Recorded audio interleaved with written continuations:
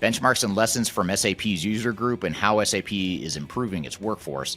Those are just two of the topics we're going to cover here in episode number 12 of the Journey to S4HANA podcast. Welcome to Journey to S4HANA, the podcast that covers everything related to SAP implementations. This podcast is not affiliated with SAP and covers the realistic truth behind S4HANA, Ariba, and SuccessFactors ERP implementation success.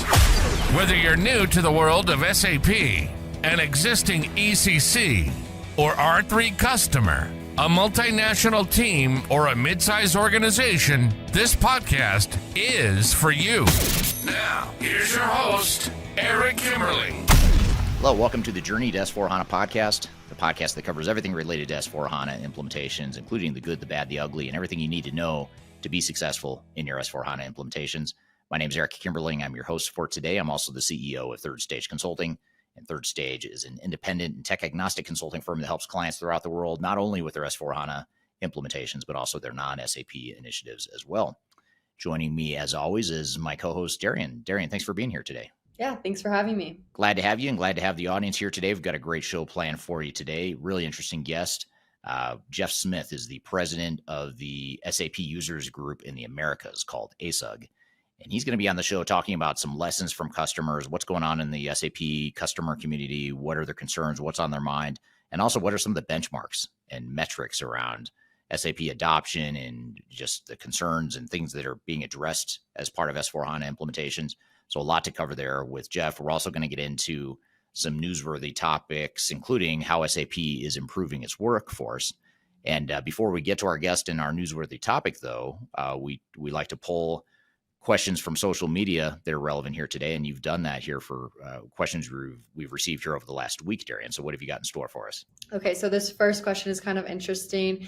I had a client once who cultivated their SaaS ERP with SAP. 5 years later, after co-innovation, SAP failed to deliver what they promised and they had to scrap the project. Larger scale clients have years worth of customized backed into their ERP, which has molded their business processes. SAP can't accommodate that level of customization that will fit with clients' multiple business units, let alone the industry. So what are your thoughts on that, Eric? Well, my thoughts are that I can relate because we have a client that had the exact same thing happen to them. In fact, so much so that I wonder if this person is from that client. And I can't mention the client's name, but if you go back to episode number 6 of this podcast, we had Mitch Otteson on the show, and he's a director at Third Stage Consulting. And he was the one that led the team that was doing the work for this client of ours who had to cancel their S4HANA implementation. They too were doing co-innovation. They promised that, hey, we'll develop all these capabilities that are specific to your industry. We'll split the cost, and then we'll make it part of our core functionality going forward. But as this person mentioned, same thing. They had a bunch of customization. It's stuff that they couldn't customize or get S4HANA to do, for better or for worse, or whether it was right or wrong is a whole nother story. But that caused them to say, hey, we've got to pull the plug on this whole thing and sort of do a reset on the project. And I think it's worth noting this, that it doesn't happen to every customer, obviously. Some customers are successful in their implementations, but a lot of these legacy SAP customers underestimate how complex or how difficult migrating S4HANA is going to be. Going from a highly customized ECC or R3 environment to S4HANA is a huge jump. And I do have to say that there's times where SAP in the ecosystem community, all the partners and resellers and system integrators in the SAP community, I think there's a level of arrogance there where they think that, hey, we're SAP, we've got the product that has best practices. And if you can't figure out how to make it work for your business, we're not the problem. You're the problem because you don't want to change. And I think it's highly arrogant, unethical, whatever you want to call it. I have a lot of other words I could describe that with, at least as far as what my opinion is. But I think you just have to recognize that that's the way the ecosystem works. I'm not saying just give up because that's the way it works, but you just have to be aware of that risk because it's a real one. And that's why you really want to understand, if you have highly customized legacy environments, you've really got to untangle it and figure out, what are we going to do? Like, are we in a position where maybe we customize some stuff that we didn't need to? And that's usually the case for a lot of companies, is like, yeah, we customize all this stuff over here. We didn't really need to do that. We overcomplicated, over-engineered things we didn't need to. But there are, for most organizations, there's some stuff that you had a really good reason to customize the software, and it's probably something that was unique to you or helped you have a competitive advantage, and something that, quite frankly, you wouldn't expect to find in an off-the-shelf system, especially a SaaS, public cloud sort of thing with SAP. So in those cases, you might find that, hey, maybe SAP is not the right answer in that area. Maybe we need a bolt on a third-party system to handle that need. Maybe we, God forbid, write a custom code or custom program to address that, or custom app. That's okay. That's not the end of the world. You can always integrate it back to SAP too.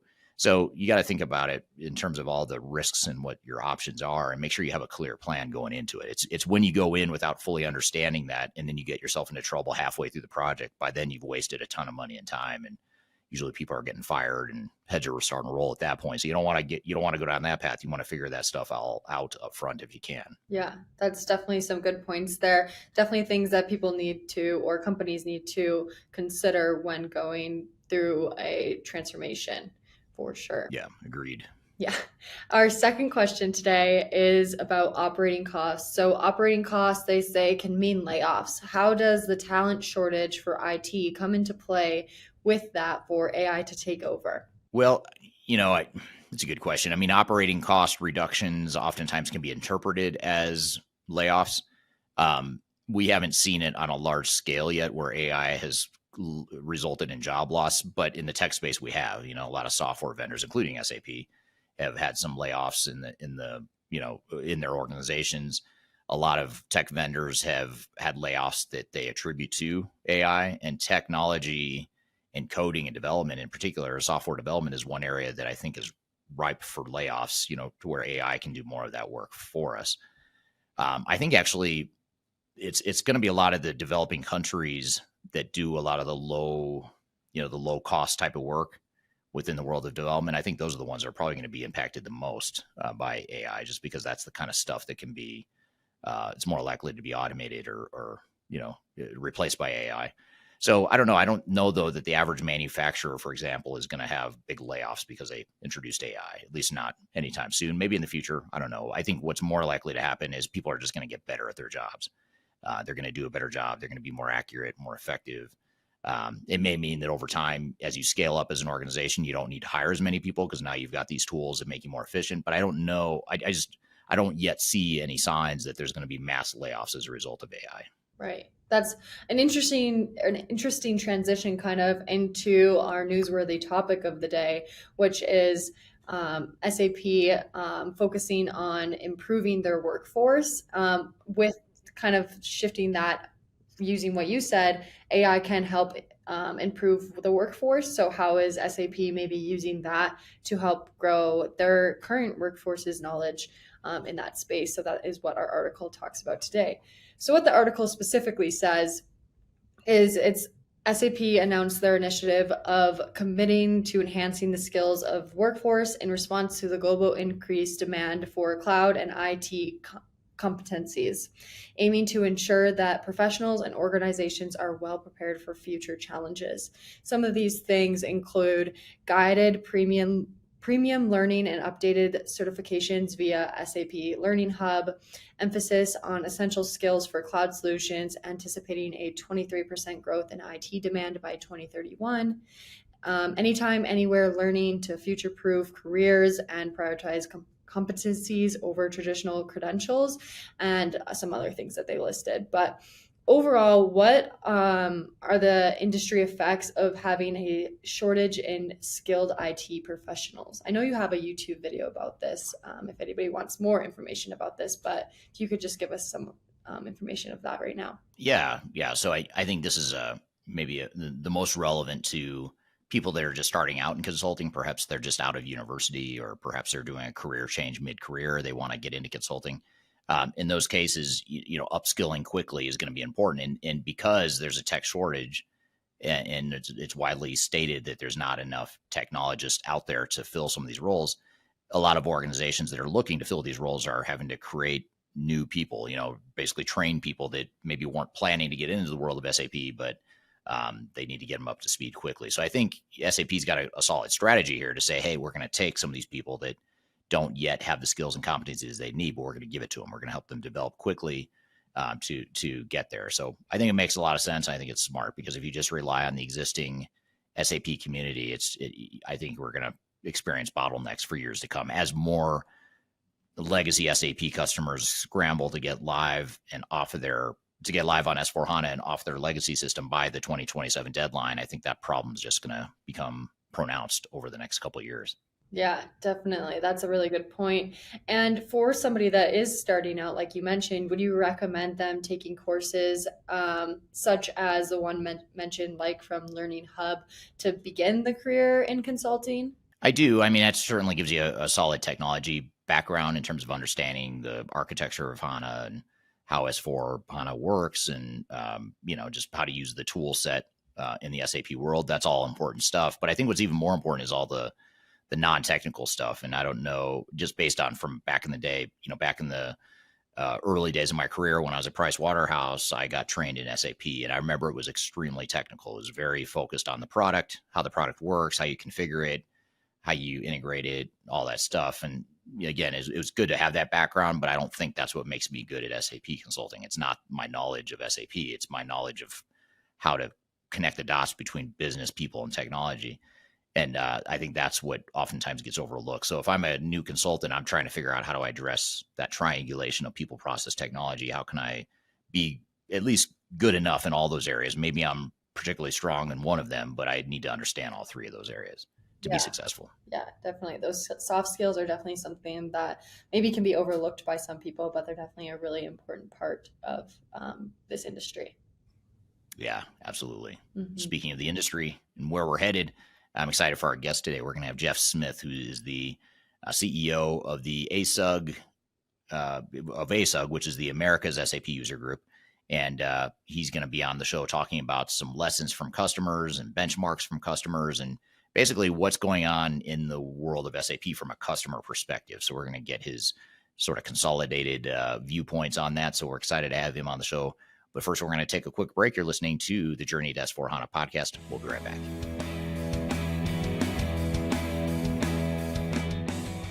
Hi, this is Eric Kimberly, and I'm the CEO of Third Stage Consulting Group. And I wanted to take a moment and tell you a little bit about Third Stage and what we do and how we help clients through their S/4HANA implementations. First of all, Third Stage is technology agnostic, meaning that we're not affiliated with SAP. However, we do have quite a bit of experience helping clients through their S/4HANA implementations. We help clients evaluate and do a fit gap analysis of S/4HANA. We help them find the right system integrator. We help them negotiate their contracts with SAP and their system integrator. And then we also help with implementation planning and the implementation itself. So we help mobilize the right resources, make sure you've got a solid and realistic program to manage overall S/4HANA implementation. And then we'll help with the program management, the change management, as well as process improvement. We also provide some technical services around data migration, as well as architecture and system integration as well. So those are just some of the things we can do to help you through your transformation. And if you're looking for more information about it, or if you'd like to learn more, feel free to reach out to me. I'm happy to just bounce around ideas or be an informal sounding board for you as you begin your transformation. You can reach me by contacting me via the contact information in the links below in the description field for this podcast. So look forward to chatting with you, and we'll see you soon. If you are aiming for transformation success, turn to Third Stage Consulting Group. Third Stage's independent and technology agnostic consulting team helps clients define their digital strategies, define their roadmaps, and manage their transformations. With offices in the US, Europe, and Australia, our team helps the world's most forward-thinking organizations through their transformation pitfalls and risks. If you are embarking on a digital transformation or business change initiative, contact Third Stage Consulting to see how we can help you reach the third stage of transformation success. Learn more about us and download independent reports, videos, and other best practices at thirdstageconsulting.com.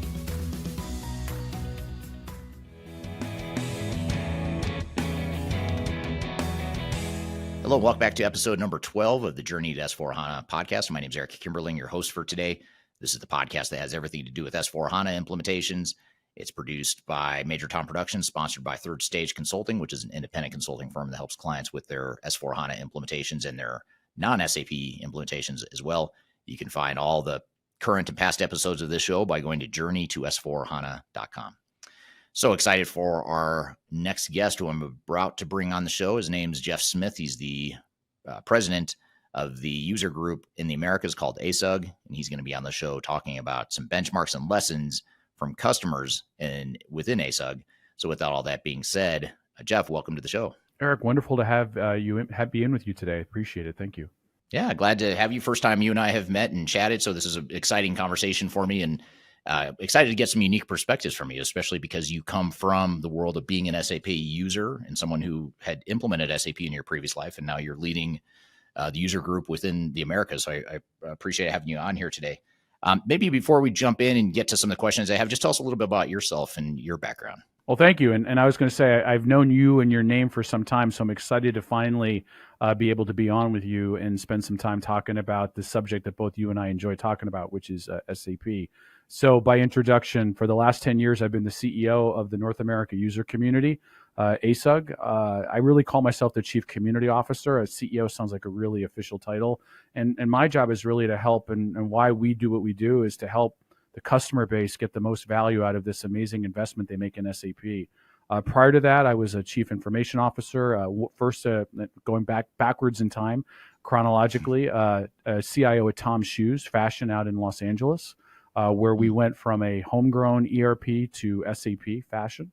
That was interesting. I got to understand what seasonality means and colors mean, because prior to that, I was in the food business, where I had responsibility for 8 years for moving from PeopleSoft onto SAP as we made this huge organization that became the third largest chicken, beef, poultry, which is chicken, beef, pork, poultry, lamb business in the world. Took that to SAP, and that was the first time I really got into the SAP environment. And then prior to that, almost 10 years at Ford Motor Company, doing global human resources and global customer service and all the systems that go into manufacturing. So a lot of my background is manufacturing based. And then back in the day when I went to college, but before there was electricity, I was an accountant and spent my time thinking about accounting. And that was what I started with. I always felt that accounting would be a really good way. If you understood accounting, you understand how business worked and you could figure out everything else. I never had any idea I was going to get into tech. And so I kind of started in public accounting and kind of said, this accounting thing isn't as exciting as I thought it was.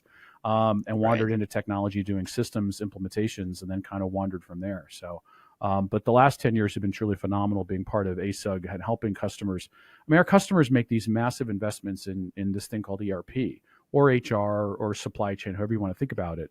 And they make these massive investments, and these are investments that define careers, they define organizations.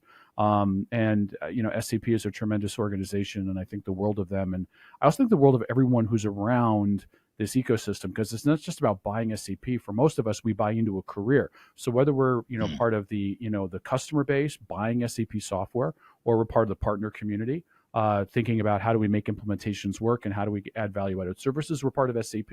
At the end of the day, we're all people, and we're all trying to make this thing called SAP work for our organizations. And I think that's what makes this really cool. And ASUG is SAP's largest user community. We're a little bit bigger than the folks over in Germany, DSAG, great friends of mine. But 38 chapters across North America. We co-sponsor Sapphire and ASUG annual conference with SAP here in North America. TechEd has now turned into ASUG Tech Connect, so we do the TechEd brand here as well. Our job is just to help people learn, connect, and grow. Right. That's great. Yeah, that's awesome. It's an interesting journey from finance to CIO and now to leading the ASUG group. When you think of your years at JBS and at Tom's, the two companies you were CIO at previous to ASUG, you were involved with implementing SAP at both locations? Is that right? At both, correct? At Tom's and JBS. Yeah. So what were some of the the headline takeaways? I'm sure you have a million lessons from those years of doing those implementations, but what were some of the biggest takeaways during your experience there? And what was interesting about both of them is two radically different industries, right? One being food and manufacturing, right? And so I always think about the beef industry as being a disassembly business versus cars, which is assembly, or even footwear and fashion, right? So one was about food, the other one was about fashion. Also two radically different businesses in size. At the time, Tom's was about a $500 million a year business, and JBS, when I left, was almost approaching 30 billion. So very different in how they approached the world, right? But one thing was clear. They needed SAP to work every day and be consistent every day because if it wasn't, they couldn't ship, they couldn't invoice, they couldn't do general ledger, they couldn't close their books. So this little piece of software, and it's not little, right, was really at the epicenter of how these businesses operated. And that became really important. So when we were at JBS, when I was at JBS, if we had SAP go down, you could wait about 4 hours and the whole business would stop operating. We couldn't ship product, right? And if you can't ship product, and product's coming in the way beef works, it comes off of the fabrication lines, right? It gets cut down, put into boxes, and gets stored in massive cold warehouses. Well, if SAP goes down, they can't get it off the floor because they can't put it away, because you can't take beef you can't put it away if you can't find it. Right. So you have to make sure that everything's barcode driven. So, and many of the people who are probably listening today who are involved in supply chain and understand warehousing, you don't just randomly put stuff anywhere. You need to know where it is, where you can find it. Right. So if we can't put it away, then we can't create it. So the whole production line backs up and stops. With Tom's, right, you get the same thing, a little bit less mission critical, but certain times a year when you're doing ordering, when the big retailers are saying, I want this many shoes, if you can't process those orders, you can't allocate, then your whole business collapses again. And you look at every single SAP customer, and there's something about their SAP implementation that is mission critical to them. And the other thing I think that's interesting about all the CIOs and the IT organizations involved in SAP or Oracle or Workday or these big massive enterprise systems, is they can either be career builders or they can be career breakers, right? So when we took SAP live when I was at Tom's, and I'm going back 12 years, we did a lot of work. We did a lot of practice. We made sure everything worked. And even that night, that Friday night, we all have these stories. That Friday night we say, we're going live, and you're sitting in the final cutover meeting, and you're sitting in that room and you're like, oh God, is this really going to work? And I remember that Friday night, stepping into the men's room because I was nauseous, because I was just that concerned that what I thought we were going to do wasn't going to work. And it's like getting ready for a big game day. You and I, as we warmed up today, talked about football, right? That feeling you get in your stomach, I think I'm prepared. I think I know what we're doing. But I don't really know till I hit the field. I don't really know, right? And so are we going to ship product on Monday? I don't know. We'll find out. We'll find out, right? And I think those are some of the, and that hasn't changed. We talked today about S4. We talked about next generation, cloud, SaaS, clean core, low customization. Those tenets are still very much present in all of these conversations that we're having.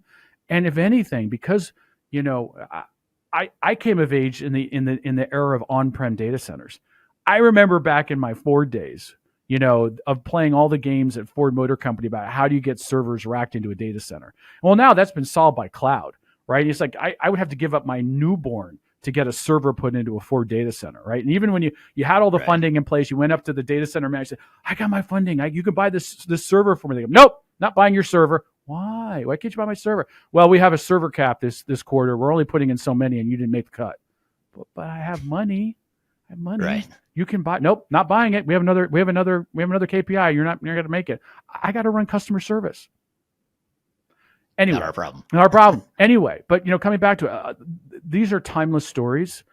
They change, and I do actually think in today's world, when you talk about S4, it is slightly more complicated because we've pulled this out a little bit more, right? You have cloud people, you have cloud providers helping you run servers. Yeah, you can spin them up and down faster, but you actually don't have a responsibility for them. Pros and cons. Right, I don't happen to believe today in on-prem. I believe that we're probably better serviced as IT professionals in the cloud. But it's a different. Some of these stories are the same, but it's slightly different. It's slightly more complex. All right. Well, hold that thought if you don't mind, Geoff. We're going to take a quick break. I've got a lot more questions for you, but first we're going to take a quick break. We'll be back with more of the Journey to S4HANA podcast.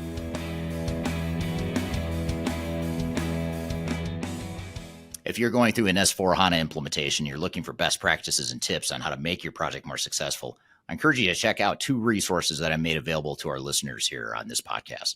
First is our guide to a successful S4HANA implementation. It's a paper that I wrote based on all of our clients that have implemented S4HANA, some of the lessons we've learned, some of the best practices that we typically advise our clients to follow when going through their S4HANA implementation. So be sure to check that out. You can find that in the links below in this podcast. You can also scan the QR code right in front of you. The second thing you might want to check out is an online course that I've created. It's a course that's called the Deep Dive into SAP S4HANA Implementations. And in that 2.5-hour course, I get into all the basics of what SAP S4HANA is, what it takes to make the project more successful, how to manage change, how to handle the project planning, how to manage your system integrator, as well as some case studies from some of our clients and some of the lessons learned from some of our clients. So check out that training as well. So there's two things you can check out here, both in the links below. One is the guide to S4HANA implementations. The other is my S4HANA training course. So be sure to check it out. And our goal here is to help you be more successful in your transformation. So hope you found this information useful, and we'll continue on with the show. Are you looking for ways to promote your product or service to enterprise technology decision makers and influencers throughout the world, like the ones who listen to this podcast? Major Tom Productions creates media, events, and influencer marketing for B2B technology providers. Our productions are exciting, educational, disruptive, and effective. Most importantly, they create results. Our content is unlike any other in this industry, engaging, influential, and trusted by technology buyers and influencers throughout the world. Each month, our productions reach hundreds of thousands of targeted buyers and decision makers who trust and engage with our honest and tech-agnostic content. With long-tail viral results and engagement with our content, Major Tom Productions provides a way to reach your target market and create awareness, calls to action, and a connection with potential customers. So collaborate with us today. Learn how we can feature your product or service on podcasts such as Transformation Ground Control, Journey to S4HANA, and Journey to Dynamics 365. We can also feature your brand on our YouTube channel called Digital Transformation with Eric Kimberling, which boasts over 100,000 subscribers and over 2 million video views per year. You can also participate in our in-person events, including our Digital Stratosphere Conference. Contact us today to learn more. We can tailor a marketing campaign that works for you. We look forward to helping more people learn more about and become engaged with your brand.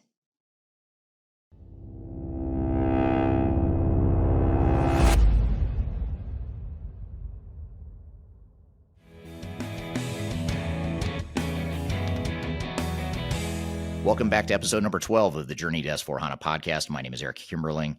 I'm the CEO of Third Stage Consulting. We're an independent consulting firm that helps clients with their S4HANA implementations. You can find new episodes of this show every week by going to journeyto4hana.com. The show is produced by Major Tom Productions and sponsored by Third Stage Consulting. So I'm here with Geoff Smith, who's the CEO of ASUG, which is the America's SAP User Group. We're chatting about benchmarks and lessons from customers within the SAP community, and having a great conversation here so far. So how did you make that transition then from being a CIO that's implementing SAP at these two companies to now leading the ASUG organization? Great question. What led to that? Yeah, so it's interesting. When I was the CIO of a $30 billion company and we were running, SAP was one of the big things we ran, I had the privilege and joy of having SAP account executives who really cared about what we did, right? Because we were big enough and we were spending enough money that they had dedicated teams helping us. And that was really cool. When I stepped down to Tom's, which was $500 million, we didn't have dedicated account executives anymore. So we were always, from the very get-go, when we stepped into SAP, we were always, and I always felt that ASUG was an incredibly important part of our organization. We were very actively involved in ASUG in your neck of the woods in Denver, right? We would show up for the meetings. We were part of the community. We wanted to be known as a place that was running SAP, and we wanted to make sure that the community knew we were out there. Great for recruiting, great for talking about what we were doing, and we wanted to have a stake in it. And then I moved into Los Angeles, and I realized I need ASUG more than ever. Instead of me giving, I need to take. Because now I have to, understand, in a very different world. So I have to have the scale of being a much smaller company that isn't on SAP's radar. We were on SAP's radar because we were a cool brand, but I still had a lot of work to get done. And then I was asked to step onto the board of ASUG, and I stepped in, and we did a leadership transition. And fairly quickly after I joined, and they said, "Hey, would you consider being the CEO of ASUG?" And I said, "Absolutely not. I'm a CIO. I'm not interested." And they said, "No, we're serious." I said, "Me too. I don't want to be the CEO." And then they did a better job of selling me on it, because eventually I said yes. And I joined. They wore you down, huh? They wore me down. And I joined as the CEO, and it was a good thing. I sat there one night, in my backyard in Los Angeles. I said, you know what? Why wouldn't I want to be the CEO? Run an organization instead of leading IT. It's important, but this would be really fun. And it's 10 years later. It's been a blast. Yeah, sounds like fun. It'd be cool. Yeah. And you you get to scale or leverage your impact on organizations that are using SAP throughout the entire continent, which is pretty cool. Yeah, and as a CIO, I always had the chance of thinking to myself, well, marketing, they don't really know how to use this software, and they don't know what they're doing, and finance, we can help them run better financial systems, and they don't really know what they're doing. And now, guess what? I get to own all of it, and now I get to sit there and figure out how to make it all work. And it's not quite as simple as it sounds. Right. Well, speaking of stuff that's not as simple as it sounds, what are your thoughts or your observations around this 2027 deadline? So SAP legacy customers on ECC and R3 making that transition to S/4HANA by 2027. What are you hearing from your members? Sort of what are you seeing? What are your general observations and sort of that state of the union of what you're seeing among your member base? Well, I worry when you say State of the Union because I worry about fruit being flung at me from the far reaches of the audience, right? Right. So I can't reach you from here. So I know. Thank God we're virtual, right? I mean, Right. I'm behind glass in a studio. I can. Right. First question typically comes up is hey, is SAP serious about this 2027 date? It's going to move, isn't it? And no, I don't think it's going to move. So the first piece of advice to give to customers is it's coming. It's not going to move. And, nor is ASUG going to ask for it to move because a lot of customers have moved. And so I think for SAP, if all of a sudden they go, oh, sorry, blink, we're kidding, it's a crushing credibility problem. So 2027 to 2030 is real. Now, there's different ways to approach that. Every customer is slightly different. How you want to do it might be slightly different, but don't think that the date's all of a sudden going to slip because it's not. We know that 47%, we have a tremendously wonderful research department here at ASUG. They do every year, we do pulse of the customer surveys. We do a lot of research. We know a couple things. 47% of the membership base are already live or in the process of moving.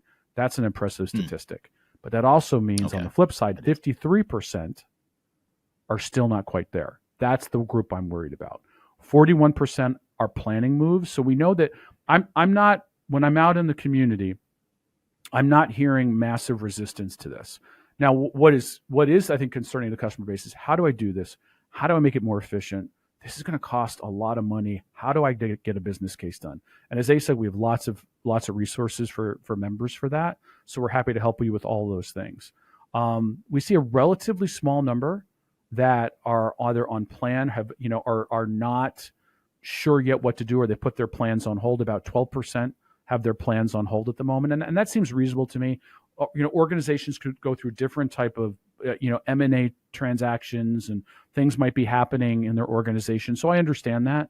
But the good news is I think we're seeing this migration. And so, for the SI community, I think that this is a great opportunity. I do worry about compression, meaning that if organizations wait until the very last minute, some of the talent that they need to get this done may not be available, or you may not have the best talent. So my advice to the entire membership base and customer base of SAP is take it seriously and start executing your plans now, because this is only going to get tighter. And I want to make sure that everyone has a successful implementation. Yeah, and the last thing you want is to be in a situation where you can't get the talent you need, both externally from your SI and or your internal resources you're going to need to support the project. And I worry about that too. And it's not just SAP, by the way. It's other, Microsoft Dynamics and other vendors are sort of doing the same thing, and customers are waiting, and you're going to see this mass amount or a massive burst of activity on the digital transformation / ERP implementation front all at once across different technology ecosystems. So it's a little scary to think about. So I agree with you. Getting a head start can only help. Right. And it comes down to supply and demand curves, right? If there's more demand than there is supply, two really awkward things happen if you're in technology. One, your price goes up, makes sense. Mm-hmm. Or two, the quality of the resource you're working with goes down. And that's one of the things that I'm concerned about, is that these implementations, when you're talking about S4, they require a good deal of skill. And if you don't have the right skilled individuals working with you, you could be in trouble. And I'd like to see customers make really good, smart, sound decisions, and not be making decisions because they're out of time, they're out of budget, and they're out of skill. I mean, to me, that's the worst of all things. And as you and I talked about, when you make or break careers, I don't want people to go live only to find out a few days later that the whole wheels have fallen off the proverbial boat, right? Wheels don't fall off a boat. I'm sorry, Eric. Wheels fall off a car. I know what you mean. Or a bus. The sails fall off the boat. Yeah, the sails fall off the train. So whatever. I know what you mean. I'm terrible at cliches, so I'm awful the wrong cliches. Yeah, this is it's a Wednesday. These are bad cliche days. So, so that's what I worry about, right? Is we need to make sure that these implementations carry forward and organizations are satisfied and happy and see value in them. If we're going to wait to the last minute, that is going to be very tricky to do. Yeah. And, one thing I've heard you talk about on other podcasts, in particular, John Reed's podcast. And John Reed, for those that don't know, he's a big thought leader in the SAP space. He's been covering it for decades now. He's a very entertaining guy. I highly recommend his podcast. But I've heard you on his podcast in particular talking about innovation and AI and some of the investments that SAP is making in S/4HANA.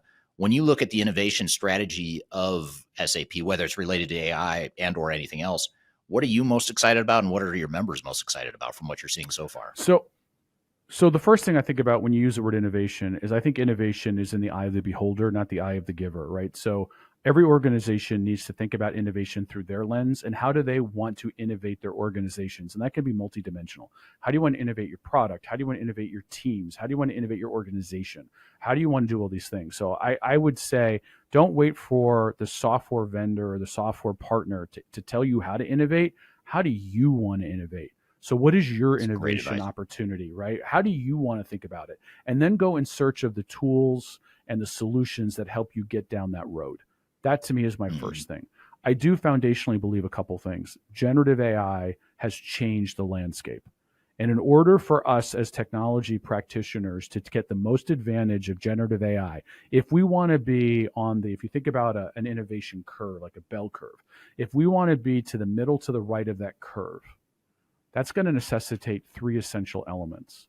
The first one, we need to be probably in the cloud, right? Cloud-based architectures, cloud-based solutions are going to be essential to be in that innovation curve because you can turn things up and down much more quickly. Number two, we need to think about software as a service, right? And software as a thing that we can implement and configure very quickly, right? So we have to think about software as a service. And I think S4 is that beginning of starting to move to SAP being perceived as a SaaS solution, software as a service. And we can get into, you and I could spend the next 3 hours arguing public cloud, private cloud, probably outside of the scope today. And no one has patience for that. We want to make this entertaining. And then the third one, the third one is you have to sort of be very careful about how you customize, right? And so the more customizations you make, the less likely you're going to be able to innovate, right? Because those customizations have to be maintained. They have to have constant care and feeding. They take you off the well-worn beaten path. So those are the three, to me, those are the three things. If organizations want to be further to the right of the innovation curve, they want to be leading the charge, then you need to be almost no customization, obviously SaaS, and obviously cloud. If you want to be to the far left, means that you actually, don't want any of that, then by all means, be on-prem, right? Write your own software and customize everything you possibly can because you're not going to be able to innovate at speed. The problem is your competitors will, and your competitors could potentially outperform you because they're looking at those things. That's the way I think about it. So I'm excited. Bogged down by I'm S4 to me is a tremendous opportunity. And this isn't easy, right? Unwinding customizations is not a cavalier thing.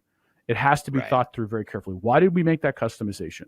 What are the business ramifications? Can the business handle out-of-the-box features and functionality? How much energy and effort do I need to get to convince my head of finance, my head of supply chain, my head of sales to take software as delivered versus, nope, we're special, we're different, everything we do is super unique, make it work the way we want it to work?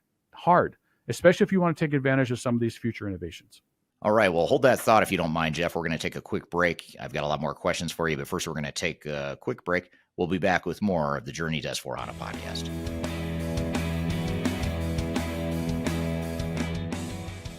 people oftentimes ask me how I built such a strong social media following on YouTube and LinkedIn and Facebook and other outlets. And the fact of the matter is it took me a long time to build a following through a lot of trial and error, making a lot of mistakes. Had I known that there were companies out there that could help me build my brand, I would have done that a long time ago. I didn't know that, but the good news is that there is today a consulting firm that will help you through building your own personal brand through some of their training programs. The company is called Roloff Consulting, and if you're familiar with Emma Roloff, she's someone that I've had on this podcast before, and she's well known in the digital transformation space as well as the sales space, and she's big on TikTok, YouTube, and LinkedIn. And she and her husband have started a training course and a training company that focuses on helping people build their personal brands and helping them to sell themselves digitally. So whether you're a salesperson that's trying to reach more customers or you're an individual that's just trying to build your personal brand, that's something that they help with through their training programs. And they've offered listeners of this podcast a free 5-day LinkedIn challenge. And I encourage you to check it out. I've included a link below for this podcast. If you go to the podcast notes, you'll find a link that gets you free access to this 5-day challenge where you'll get step-by-step guidance. You'll get real results. So you'll get some tangible results from the program. And you also get a special offer at the end of it. So it's exclusive to listeners of this podcast. Be sure to check out the link below if you want to work on building your personal brand, or if you're in sales and you're trying to reach more people. Whatever the case may be, check it out. It's free to listeners of this podcast. You can check it out via the link below. If you are involved in any sort of digital transformation or business change initiative, you will want to download the 2021 Digital Transformation Report. With its comprehensive overview of business and technology trends and best practices, this report is a must-have guide for any transformation project or executive team. Download this free report by visiting Third Stage Consulting at thirdstage-consulting.com. You can also visit our website to learn more about us or download independent reports, videos, and other best practices. Again, visit thirdstage-consulting.com today to learn how you can take your transformation to the third stage of success.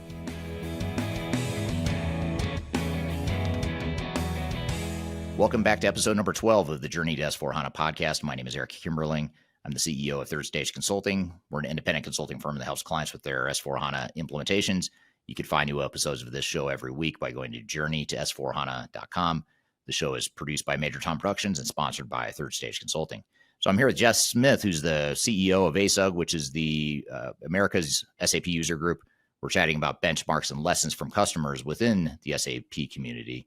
And having a great conversation here so far. You mentioned generative AI, and SAP has the Joule tool, the AI tool.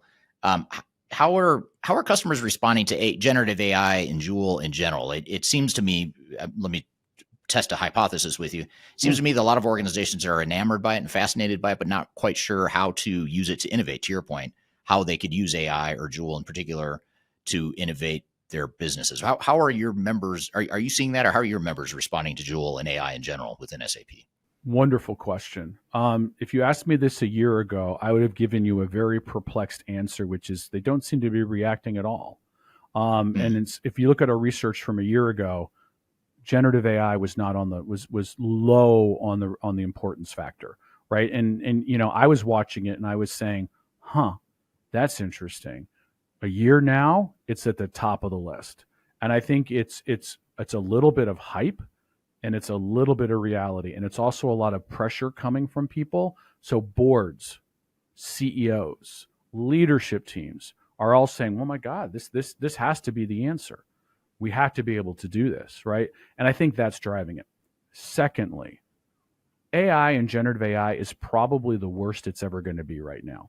Right. So it is innovating itself and it's getting better at an exponential rate. And while today we may not know exactly how to use these things or how to make them fit or what they're going to do, and I guarantee you in a year or 2 years from now, that's going to be clear. And if you're not ready for it, you're even further behind.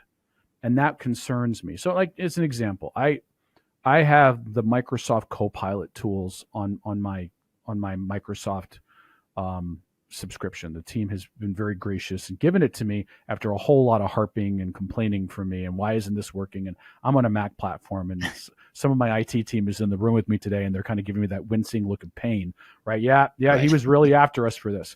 But now that I have it, I'm not exactly sure what to do with it, right? It's interesting. It's different, but it's not in my daily workflow, and it's going to take me a little bit of time to get it in there. And I think the same thing's true with Joule. It's not in my daily workflow either, but it'll get there. I know how to use ChatGPT. I mean, to me, the most foundational change, we've had some internal conversations about this, and we've started to rank order even the AI tools we use inside of ASUG.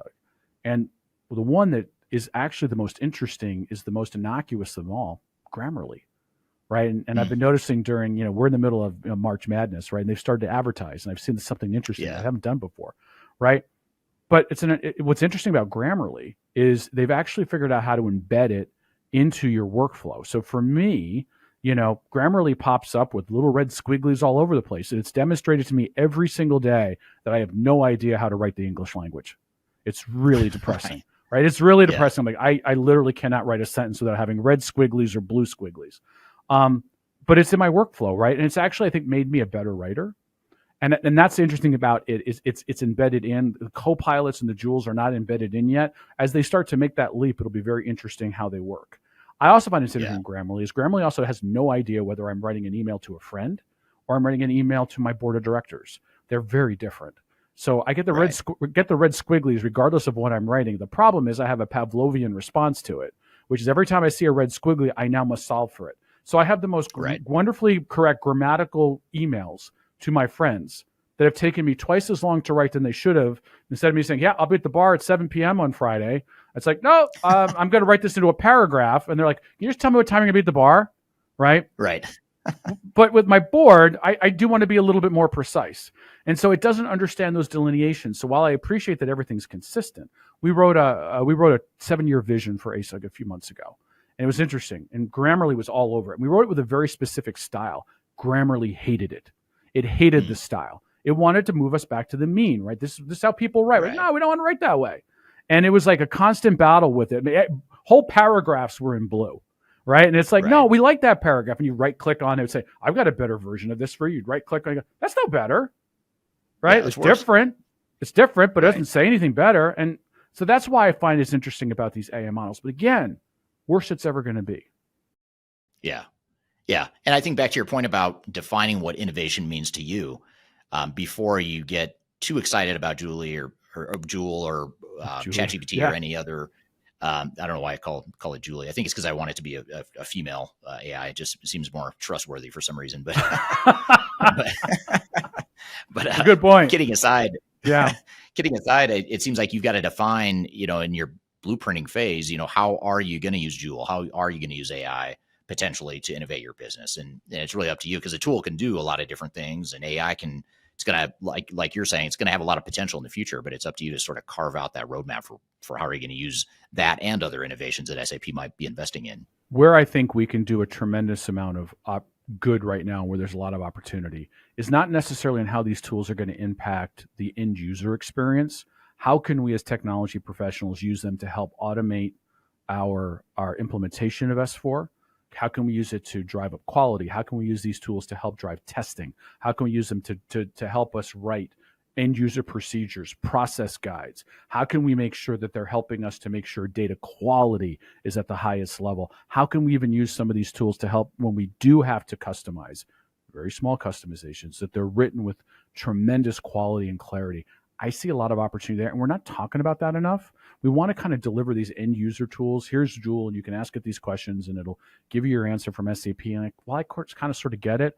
I would challenge the SAP leadership team, and Philip Herzig is now leading AI for SAP, reporting directly to SAP's CEO, Christian Klein. Philip, how can we use this as technology professionals to accelerate the migration to S4 and help drive up quality, reduce cost, and make that 2027 window more achievable? Right. Yeah, absolutely.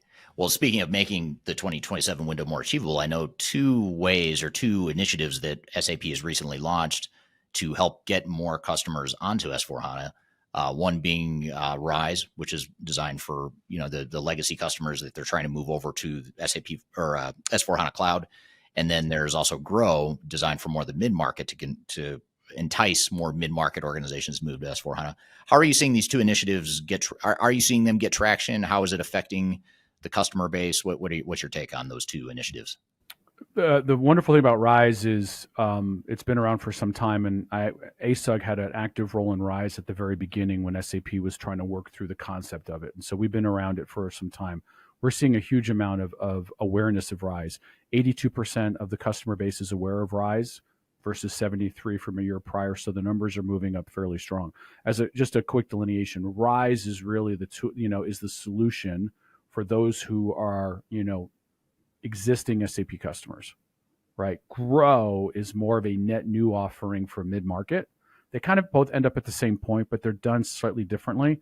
So if I'm an existing SAP customer, I'm going to go to Rise first. Rise, to me, if you said in 2 sentences or less, what is Rise?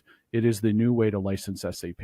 Now, there's more to it than that, and probably Dave Robinson, who leads Rise globally for SAP, might call me up and text me with some really nasty words. You didn't say it right, Geoff. But honestly, it's a licensing mechanism. How do I buy a subscription-based access to SAP? Rise is the way to do it.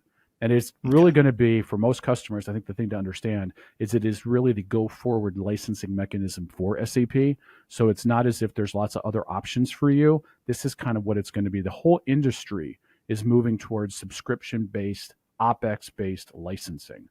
And Rise is SAP's version of that. And Grow is the version of that for mid-market.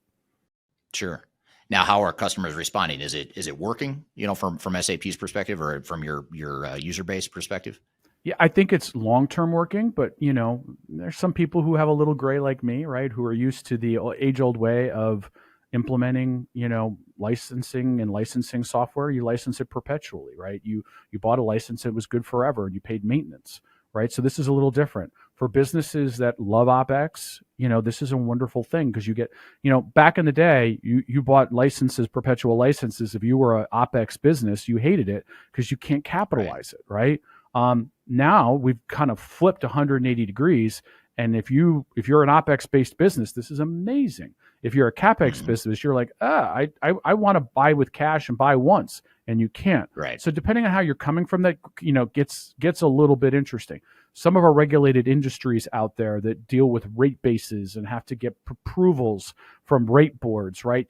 OpEx-based licensing is a new thing for them. Most of them are starting to work through it. It's a different way of thinking than the way that these businesses have historically run. Everyone's adjusting to it.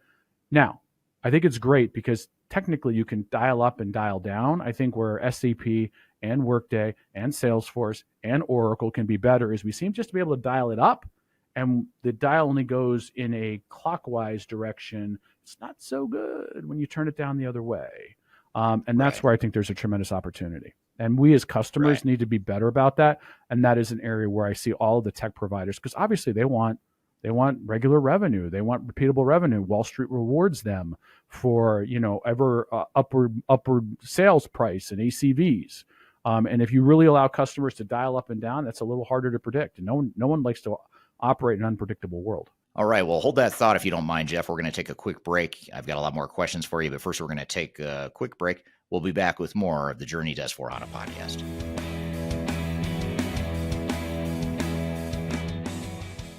I recently published my first book. It's called The Final Countdown: Strategies to Reach the Third Stage of Digital Transformation. And I wrote this book because I really wanted to find a concise way to share some of my knowledge around digital strategy and how to get started on a digital transformation journey. So in this book, I cover 3 different sections. I cover the people, process, and technology aspects of transformation, with the idea that it's meant to be a starting point, a launching pad for organizations and team members that are going through digital transformations. So I encourage you to buy this book. You can get it electronically, you can get it paperback, or you can get it in hard copy as I'm holding here in front of you. You can get it by going to thefinalcountdown.com.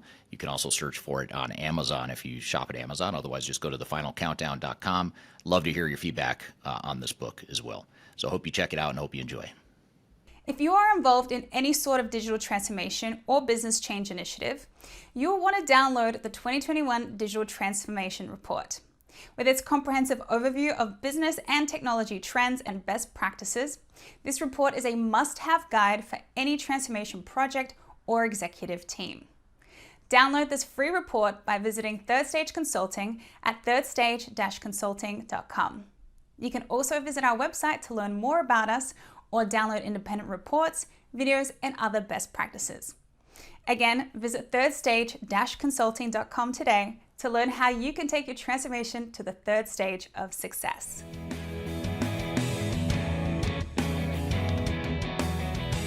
Welcome back to episode number 12 of the Journey to S4HANA podcast. My name is Eric Kimberling. I'm the CEO of Third Stage Consulting. We're an independent consulting firm that helps clients with their S4HANA implementations. You can find new episodes of this show every week by going to journeyto s4hana.com. The show is produced by Major Tom Productions and sponsored by Third Stage Consulting. So I'm here with Geoff Smith, who's the CEO of ASUG, which is the America's SAP User Group. We're chatting about benchmarks and lessons from customers within the SAP community, and having a great conversation here so far.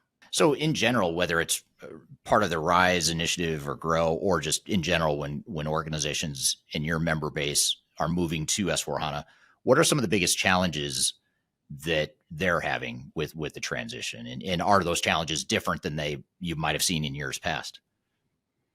Yeah, so I think we've talked about this a little bit, Eric. Number one, a very careful thoughtful approach to customization, right? Mm-hmm. And understanding the difference between configuration and customization, right?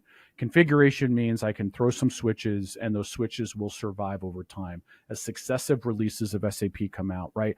I think we as customers need to do as much as we can to move the burden of software to the software vendor. So SAP, I want you to be the provider of my software, not just a framework. If you think about it, in the early days of SAP, what was so wonderful from us as customers, it was a framework, right? We could customize it. We had no idea that these customizations 20 years, I think about where I was at as a CIO back in the day. I had no idea that the customizations we were writing 20 years ago would come back and haunt me.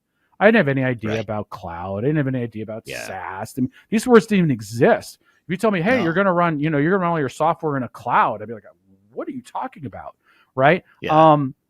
And SAP prided itself on having a language that you could write business processes in.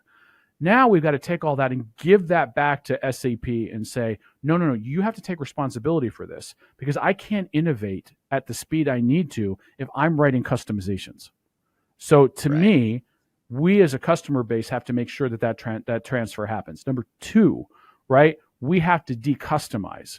And that sounds simple, but we all know it's not, right? Our line of business peers, our end users have gotten very comfortable with this is the way we enter an invoice into SAP, or this is the way we do a sales order, or this is the process we do when something goes haywire. And now we're going to pull all that out, right? We're going to say, we're going to redo this.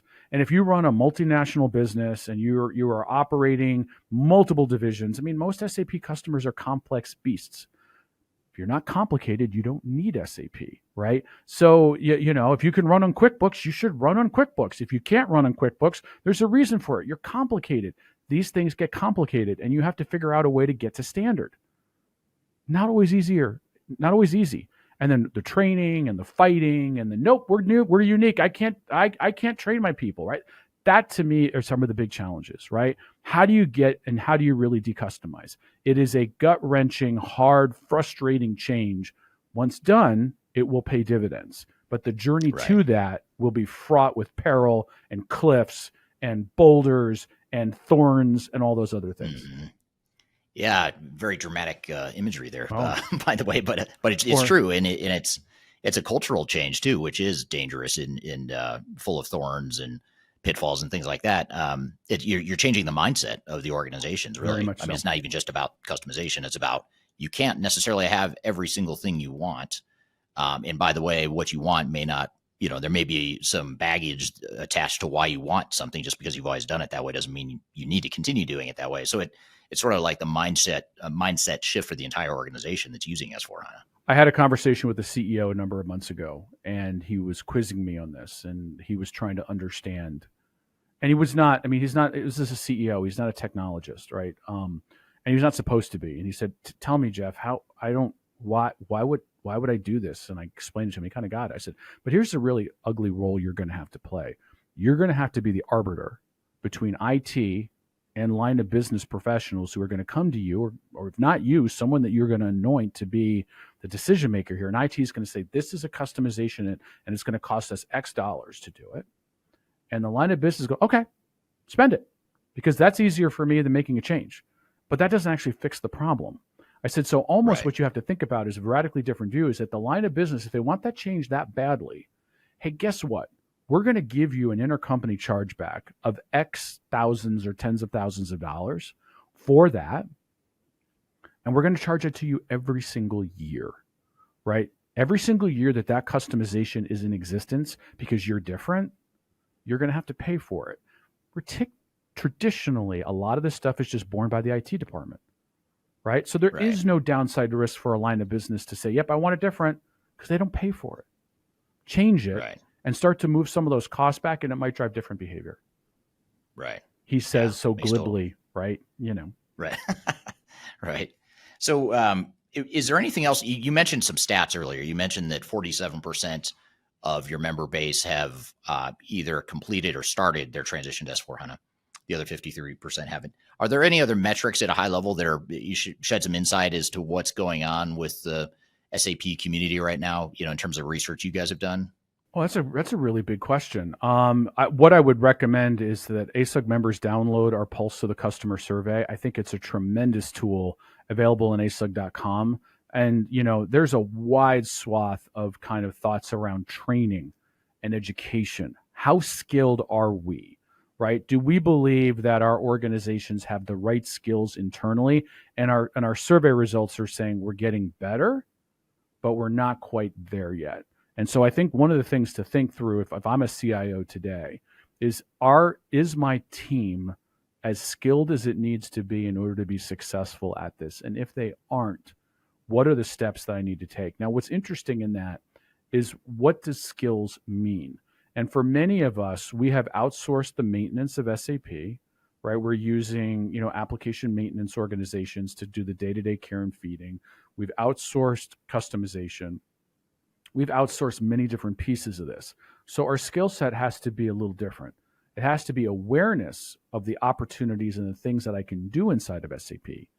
In addition to then, how do I manage and project manage and hold quality accountability to the people that I am using to do the work for me? Just like most of us today, when we build a house, we don't go out and start banging 2x4s with nails, right? We don't do that. Right. We hire someone to build the frame. We might actually hire a general contractor. Some of us are more daring, like me, or a little bit stupid, right? And I'll hire the electrician, I'll hire the plumber, I'll hire the framer, I'll hire the drywall. And not in the middle of it, this is a mistake. Right.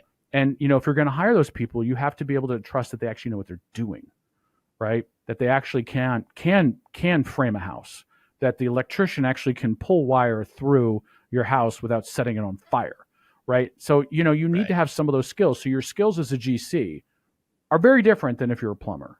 Like I don't know how to plumb, but, I know what a leaky faucet looks like, and I need to hold my plumber accountable to not creating leaky faucets or leaky drains. Right. Yeah. Yeah. It makes total sense. So so we can learn more, get, what do you call it? The pulse of the customer by going to ASUG, the ASUG website.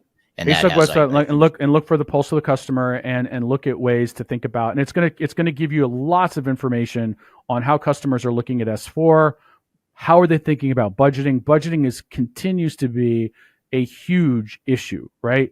And this is a problem to me, is that there's two components to an SAP implementation. It's buying the licenses from SAP, and it's buying the tools and equipment and techniques to do the implementation. And it's the second part that is actually the bigger price tag by factors. How do we as a customer community want to narrow that down over time? Which is why I think automation is so important, right? Use of cloud is growing. No surprise there. I mean, I think, we're seeing cloud continue to become more and more of a predominant factor. I think most CIOs are more excited about exiting data centers than growing them.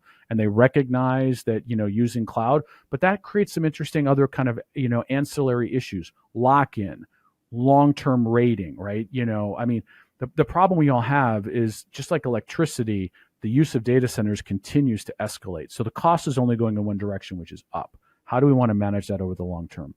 We talked about workforce, and we're seeing us return the the survey data shows us that we had some interesting dips and valleys during the pandemic, but we seem to be out of that. No surprise. But it's only, when we think about the pandemic, it's not been that long that we've been out of it, but we're seeing a return to kind of a normality in a post-pandemic world. It's different than pre-pandemic, but we are seeing a normality. Yeah. Yeah. So what about customers, just to sort of wrap this all up and tie it all together? What about SAP customers that are either on a legacy SAP product, they're thinking about moving to S/4HANA, or it's maybe a net new customer, someone who's not on SAP currently, but they're moving to S/4HANA platform? What sort of closing advice would you leave for those that are in the midst of or starting their S/4HANA journeys? So if you are a net new customer, you've never thought about SAP before, come on in. First of all, I think ASUG, as one of the things that I think does differentiate SAP from some of its competitors, is they do believe in the customer community. SAP believes that organizations like ASUG, like DSAG, like UKI are incredibly important aspects of letting the customer base have a voice and a say in the software. And I think that is critically important. They don't look at the customers and say, I don't know what you are, stay away. They welcome us in. And sometimes we don't have the same opinion. And I've always appreciated SAP's view that the customer opinion is important to them. It may take some time for them to hear it completely, but they are listening, right? Which is why I know that, I know every single member of SAP's executive board. And I know if we have a pressing customer issue, they will take my phone call. They know who I am by name, and we can talk it through. That, I think, is a huge reason why SAP is as good as it is. If you're an existing SAP customer, we are working in a new world. It's cloud, it's SaaS, it's low customization in order to get to innovation. So the faster you move along that curve, the better off you will be ultimately. And I recognize that's easier said than done. It's fun to say that behind a microphone, right, in a glass room. And I know that many of our customers have a million other business priorities. We're doing mergers and acquisitions. We haven't even finished. Some of them haven't even completely finished their ECC rollout. Not all their plants are live on ECC. Hey, I don't have one ERP. I have 5 of them, right? So many of them are dealing with all these different variables going around. So this isn't as easy as it seems. If this was so simple, we all would be there by now. But obviously it's not. There's a lot of competing factors. Let's work through them. If you need help, give me a call. Go to an ASUG chapter meeting. There's one in your backyard. Make sure you're at Sapphire Now and ASUG Annual Conference. You're at ASUG Tech Connect. Make sure you're being an active role. If you are an SAP practitioner, are you at the top of your game skill-wise? And that's why ASUG's here. Yeah, that's great advice. And there's something to be said for sort of peer mentoring and hearing 100%. it, sort of real stories from peers. That it's different than hearing it from you or I or another partner of SAP or whatever the case may be. Just hearing it from your peers, I imagine that there's a lot of power in that. I believe one of the things that we are told over and over again by the membership, and I hear this all the time, is the customer story, customer to customer, is the most impactful.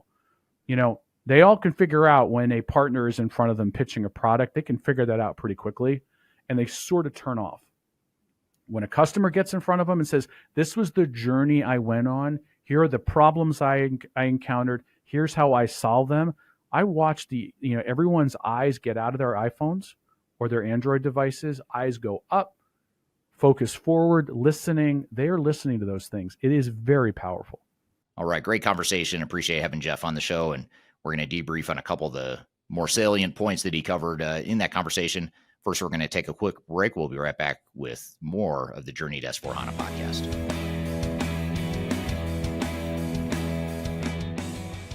Are you looking for ways to promote your product or service to enterprise technology decision makers and influencers throughout the world, like the ones who listen to this podcast? Major Tom Productions creates media, events, and influencer marketing for B2B technology providers. Our productions are exciting, educational, disruptive, and effective. Most importantly, they create results. Our content is unlike any other in this industry, engaging, influential, and trusted by technology buyers and influencers throughout the world. Each month, our productions reach hundreds of thousands of targeted buyers and decision makers who trust and engage with our honest and tech-agnostic content. With long tail, viral results, and engagement with our content, Major Tom Productions provides a way to reach your target market and create awareness, calls to action, and a connection with potential customers. So, collaborate with us today. Learn how we can feature your product or service on podcasts such as Transformation Ground Control, Journey to S4HANA, and Journey to Dynamics 365. We can also feature your brand on our YouTube channel called Digital Transformation with Eric Kimberling, which boasts over 100,000 subscribers and over 2 million video views per year. You can also participate in our in-person events, including our Digital Stratosphere Conference. Contact us today to learn more. We can tailor a marketing campaign that works for you. We look forward to helping more people learn more about and become engaged with your brand.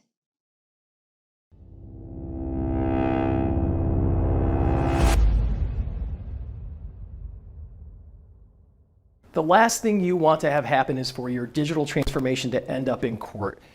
I've been doing this for 20 years and I have seen everything. My name is Marcus Harris. I'm a software and technology attorney focusing my practice on drafting and negotiating software-related contracts and litigating software disputes across the country. Feel free to reach out to us at taftlaw.com. We'd love to talk to you about the litigation process and what you can expect.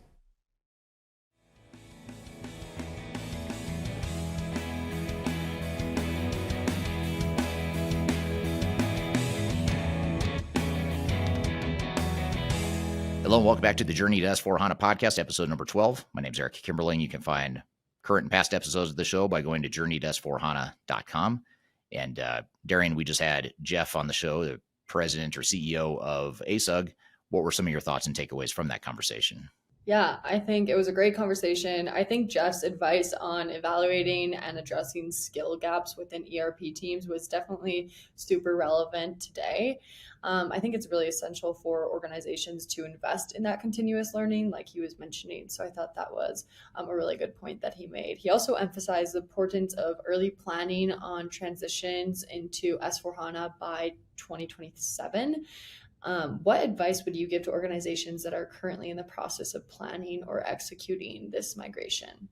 Well, I'd say keep planning and making progress if you can, but I'd also say don't let SAP's 2027 deadline dictate how you run your business. I mean, if you've got other priorities, competing priorities, whatever it is, make whatever business decisions you need to make and know that, yes, there's a risk if you don't get off ECC or R3 or whatever system you're on. If you don't get off it by the time the product gets sunset and you no longer have support, there's other ways around it. You've got third-party maintenance options. You could even go without maintenance. It's not the end of the world to not have maintenance. It's not ideal, and I wouldn't recommend you do it for a long time. But if you're out there making a big acquisition or you've got a big capital project already underway, you have to expand your manufacturing facility or you're adding new warehouses and that's deploying a lot of your resources, then do what you need to do and get to SAP and the SAP upgrade when it makes sense for you, knowing that, yes, there's a risk that SAP may stop supporting you. I do question whether or not they'll actually stop supporting customers in 2027. I know when we had, I think it was Len Riley from Upper Edge was on the show. I think it was on episode number 4. Len was on the show and he was talking about the 2027 deadline. And in that interview, he said he did not think that SAP was going to change it. He was pretty adamant. He said, I really don't think they're going to change it again. I think they're sticking to 2027. I don't know that I agree with him on that. It's an interesting point. I admit I could be wrong. I have no factual information to base it on other than just the logic of SAP has some of the largest companies in the world, largest organizations in the world. They have a lot to lose by screwing up their S4HANA implementations, and they have a lot to lose by not having support from SAP. So it's hard for me to imagine that, you know, a big, massive organization like Coca-Cola or whoever, I don't even know if Coca-Cola uses SAP, but let's assume they do for a minute. I have trouble believing that SAP is going to tell a big, massive company like that, sorry, we're done supporting you. Figure it out on your own. You should have upgraded S4HANA by now. They're certainly going to try and get them to upgrade S4HANA, but I have trouble believing they're going to cut them off completely. So we'll have to see. I don't, that's, again, pure speculation, but I think they're going to extend the date, in my opinion. Yeah, that makes sense. And I know we also talked about the customization piece from a social comment earlier, but I know Geoff highlighted the need to minimize customization when you're adopting S4HANA. Could you expand on the potential impact on reducing customizations, on implementation timelines, and the overall project success? Yeah, it's a great question and a contentious topic because yes, he is correct that if you don't customize, you will probably implement technology a lot faster. Whether or not you implement technology a lot faster that works for your business and allows you to operate the way you need it to, that's a whole nother story. And that's what I question. I'm not saying that every company out there should be customizing more, but every company I've ever worked with, and when I say every, I literally mean every organization I've ever consulted to, has something that they need for competitive reasons or operational excellence reasons or whatever it is. They have something they need where the software they've chosen or the software they're using doesn't ideally address that need. And so then they're forced into a trade-off. They say, okay, well, customization is bad, so I'm just going to accept whatever the software can do. Okay, well, you're probably going to deploy that software faster, but now you're going to have more user resistance issues. You're going to have more operational issues. You're going to have more to work through as far as workarounds, or, do we bolt on another system to address that need? There's all these things now that you've introduced in terms of complexities, and it's too myopically simplified to say, well, just don't customize and you'll be successful. Well, I mean, I wish it was that easy. That'd be awesome. I mean, I think we'd see a lot less failures in the marketplace if that were true. But the problem is it's not true. It's going to make the technology work stream easier, but it's going to make your operational and your organizational work streams a lot more difficult, and potentially your integration and architecture work stream too. So all you're doing is really shifting the risk from one area to the other. You're not getting rid of the risk completely. So I do take a bit of issue or disagree with him a bit on that, but I see what he's saying. He's saying basically don't customize unless you really have to. Yeah, I think the conversation overall was a really great conversation, and it touches on points that definitely are up for debate in a lot of different areas. So that was awesome. Yeah, it was a great conversation. It was good to have him on the show, and we're going to have a lot more guests like him, a lot more telling or very informative guests here in the next few weeks.